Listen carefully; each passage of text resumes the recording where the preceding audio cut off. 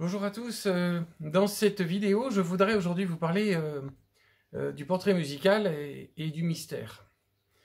Depuis 50 ans donc je suis pianiste, professeur de piano, j'ai donné dans le passé des récitals de piano où je jouais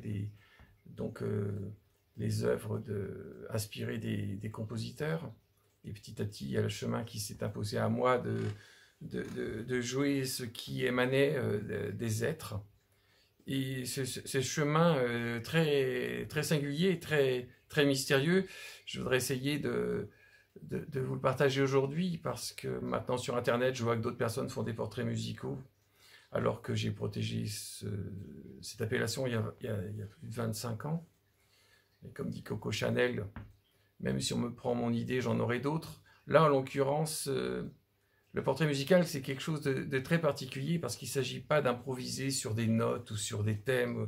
C'est pas une improvisation comme ça. C'est pas une improvisation, c'est une lecture. C'est une lecture d'un mystère qui est propre à chaque être. Voilà.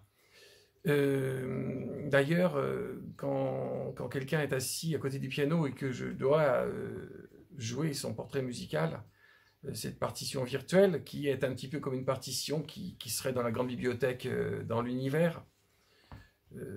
C'est comme ça que j'essaie de l'expliquer. Je ressens ce vide sidéral qui est un petit peu angoissant et qui passe très vite, dans lequel je sens vraiment l'authenticité, une grande humilité, le doute. Et ça, je trouve ça extraordinaire.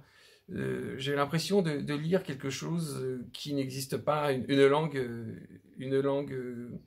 langue curieuse, qui est difficile d'ailleurs à décrire avec des mots que j'appelle ineffables. Donc au-delà des mots, c'est quelque chose de très particulier. Vous me direz quel est l'intérêt de faire son portrait musical.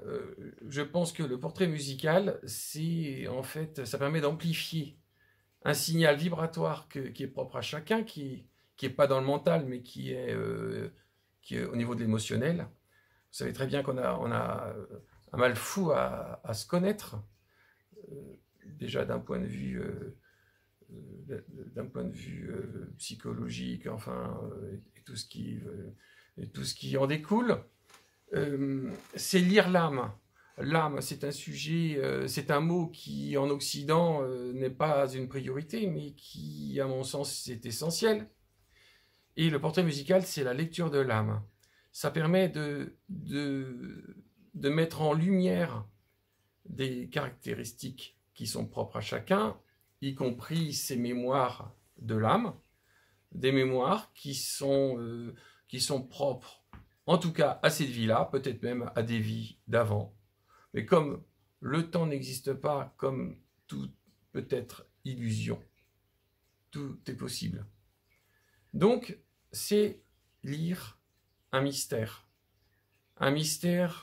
qui s'inscrit dans l'humanité, qui s'inscrit dans des valeurs profondes, dans des valeurs d'ancrage, de connexion, des valeurs de reliance aussi, des valeurs de partage, et bien sûr d'amour avec un grand A, puisque c'est la seule loi qui devrait régir ce monde.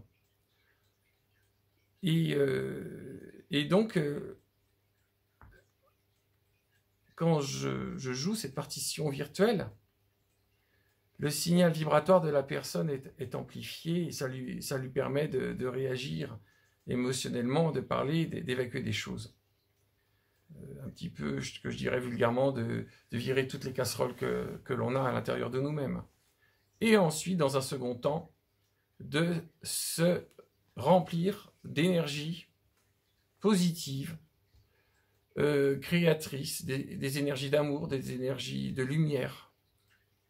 Et la personne repart avec son portrait musical initial et sa partition, comment elle pourrait être dans un second temps.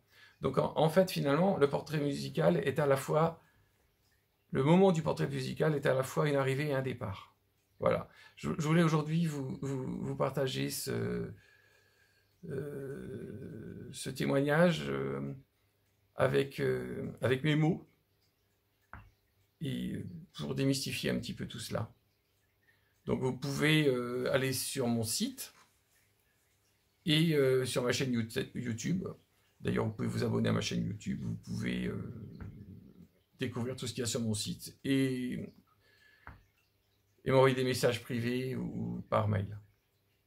Je vous souhaite une bonne soirée. À bientôt.